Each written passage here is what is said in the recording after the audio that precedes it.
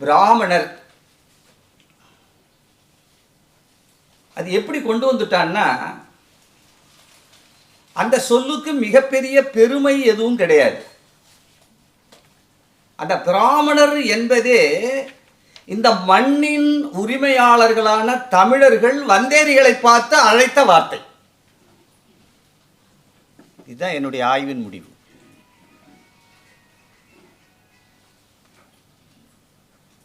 பார்ப்பனர்கள்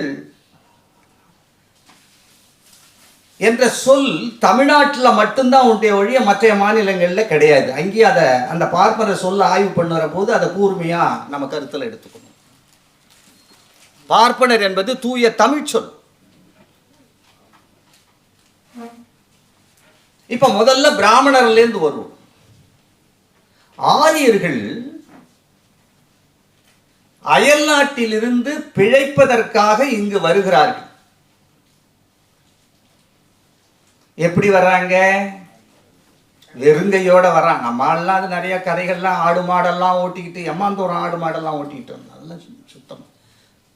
தேவனையப்பாவனர் அதை மிக சரியாக சொல்லிட்டு ஆடு மாடெல்லாம் ஒன்றும் ஓட்டிக்கிட்டு வரல. அவன் வந்து சேர்றதே பெரும்பாடு. அவன் புறப்பட்டு அப்புறம் இடையில ஒரு தடவை ஒரு ஹால்ட்டு போட்டு அப்புறம் தான் இங்கே வர்றான். அப்போ அங்கே இருக்கக்கூடிய வழிபாடுகளெல்லாம் அவனோட மிங்கிள் ஆகுது. அதனுடைய தாக்கங்கள்லாம் வேதத்தில் எதிரொலிக்குது. அதெல்லாம் பெரிய ஆய்வு தனி. அவன் வரும் பொழுது ஆண்கள் தான், பெரும்பாலாலும் ஆண்கள் தான், 99% ஆண்களாகத்தான் இந்தியாவிற்குள் அவன் நுழைகிறான். அவனுக்கு முதல் வேலை என்ன தெரியுங்களா? இந்த இந்தியாவுக்குள்ள நுழைகிற போது அவனுக்கு தொழில் என்ன என்றால் பிச்சை எடுக்கிறது தான் தொழில். எவனை வேணாலும் என்கிட்ட வந்து இது கவுண்டர் கொடுக்க சொல்லுங்க. பிச்சை எடுக்கிறது தான் தொழில். அவனுக்கு எதுவுமே இல்லை. அங்கேருந்து வெறுங்கையோட வர்றான். இது தமிழன் மண். அப்பெல்லாம் மலையாளி கிடையாது, தெலுங்கன் கிடையாது, இப்படி பல மொழிகள்லாம் கிடையாது, ஹிந்தி பேசுகிறவன்னு கிடையாது, அசாம் பேசுகிறவன் ஒரியா பேசுகிறவன்லாம் கிடையாது. அங்கே இந்தியா முழுக்க ஒரே மொழி தமிழ் தான். அதெல்லாம் பின்னாடி மற்ற மொழிகள் வந்து கலக்கிற பொழுது உருவானது. அது அது அது தனி ஆய்வு. அப்போ தமிழர்கள் மட்டுமே வாழ்கிறார்கள். இங்கே மட்டும் இல்லை, இன்றைக்கி பாகிஸ்தான், இந்த பக்கத்தில் இலங்கை, பர்மா, அந்த மாதிரி தெற்காசிய நாடுகள் முழுக்க தமிழர்கள் விரைவி வாழ்ந்த ஒரு பகுதி. இவெல்லாம் வந்து ஈரான் பகுதியிலேருந்து பூந்து வர்றாங்க. அப்போ அப்படி வர்ற பொழுது அவனுக்கு தொழில் பிச்சை எடுக்கிறது. அப்ப நம்ம ஆட்கள் கேட்கிறார்கள், நீ யார் என்று சொல்லுகிற போது அவன் சொல்லுகிறான், நான் பரதேசி என்று சொல்லுகிறான்.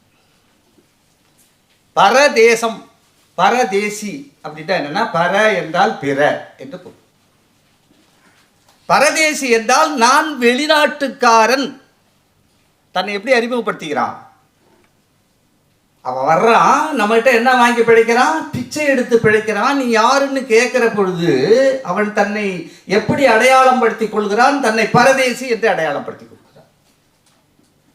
அதனால தான் பிச்சை எடுக்கிறவனுக்கு இன்னைக்கும் பேர் என்ன வருது? பரதேசி. எல்லாம் யோசிச்சு பாருங்க.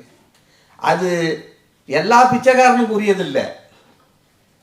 அயல்நாட்டிலிருந்து பிச்சை எடுக்க வந்த ஆரியர்களுக்கு மட்டுமே உரிய சொல் பரதேசி என்பது. இங்கே ஒரு உதாரணத்தை உங்களுக்கு கொடுத்தா விளங்கும்.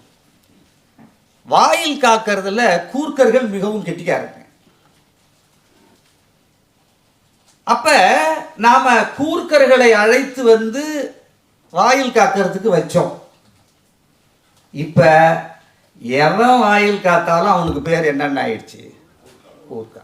இங்கதான் அதை ஒப்பிட்டு பார்க்கணும். கூர்க்கர் என்ற ஒரு இனத்தின் பெயர் அந்த தொழிலை இப்ப எவன் செஞ்சாலும் அவனுக்கு ஆகி வந்துடுச்சு. ஆனா உண்மையிலே கூர்க்கருங்கிறது ஒரு இனம். அவன் அதுல கை தேர்ந்தவன். அவனை போட்டோம். இப்ப வாயில் காக்கிறவனுக்கு அந்த பேர் வந்துச்சு. அதே போல பிச்சை எடுத்ததினாலே, அயல் நாட்டிலிருந்து பிச்சை எடுத்தனாலே பரதேசி என்று அவன் அழைக்கப்பட்டான். அது பிற்காலத்திலே பிச்சை எடுக்கிறவனுக்கு எல்லாருக்குமே உரிய சொல்லா மாறிடுச்சு. இப்போ ஒரு விஷயம் உங்களுக்கு விளக்கி போச்சுங்களா?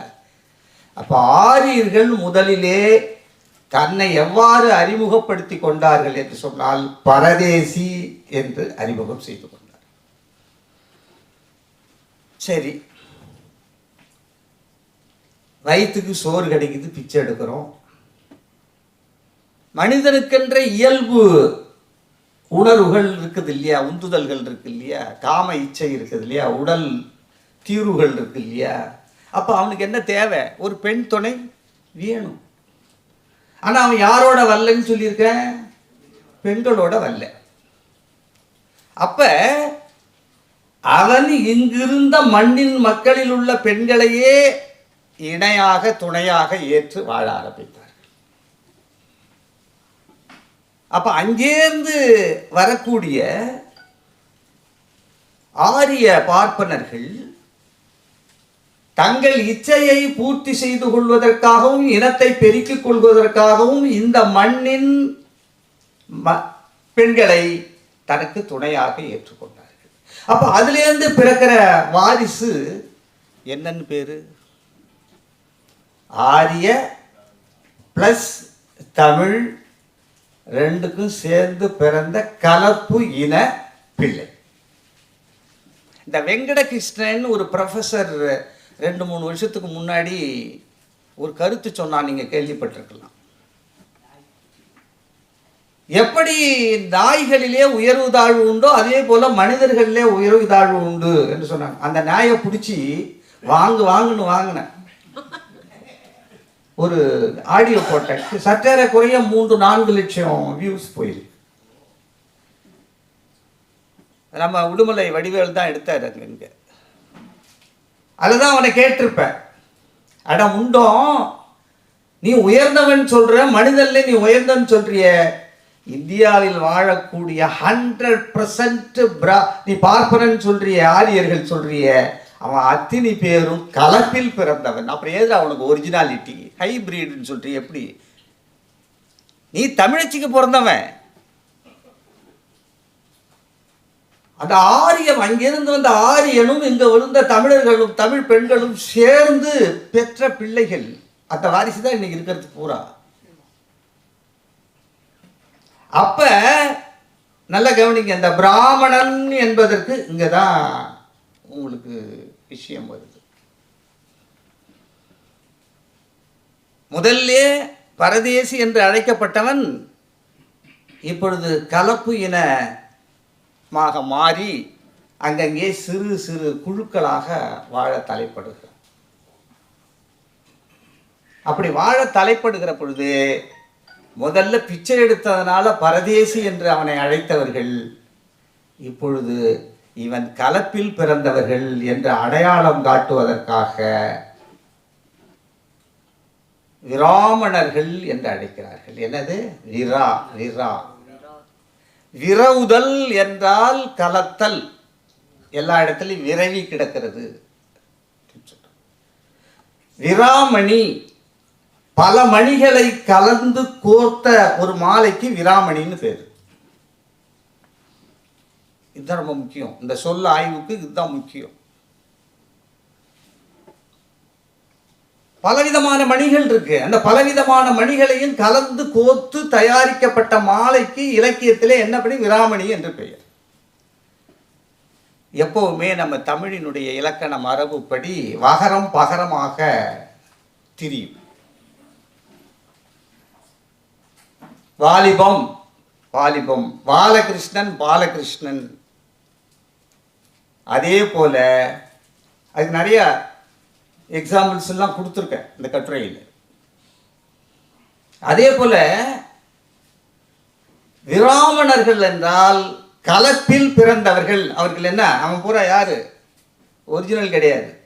அங்கேருந்து வந்தான், இங்க கலந்தான், அதுல பிறந்த வாரிசு. இவன் கலப்பில் பிறந்தவர் விராமணர்கள். அந்த விரா என்பது வகரம் பகரமாக திரிகின்ற அடிப்படையிலே பிராமணர்கள் என்று மாறிட்டு. இதுதான் பிராமணர்கள்.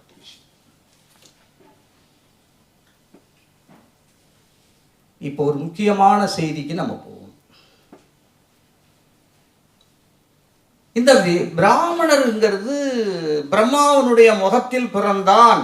அந்த கதை எப்படி வருது? இது ஏன் வருது? அங்கே நீங்கள் கூர்மையாக இங்கே தான் அவன் ஆரம்பத்திலேருந்தே மோசடிகள்லே தான் அவங்க வந்து எல்லாத்தையும் நிலைநாட்டக்கூடியவர். மோசடி தான் அவங்களுக்கு மூலதனமே. அப்போ அவன் என்ன செய்கிறான், முதல்ல பரதேசி, அப்புறம் பிராமணன். அவன் பிராமணன் வேற ஒன்றும் இல்லை, கலப்பில் பிறந்தவன் அப்படின்னு அர்த்தம். கலப்பின பசுக்கள் கலப்பின மாடுகள்னு சொல்கிறது போல. பகுத்தறி ரீதியாக பார்க்க போனால் ஒன்றும் கலப்பு இல்லை, எல்லாம் மனுஷனுக்கு மனுஷன் தான் பிறக்கிறோம். ஆனால் இனக்கலப்பு இருக்கிறதுனால அவங்க அப்படி சொன்னாங்க.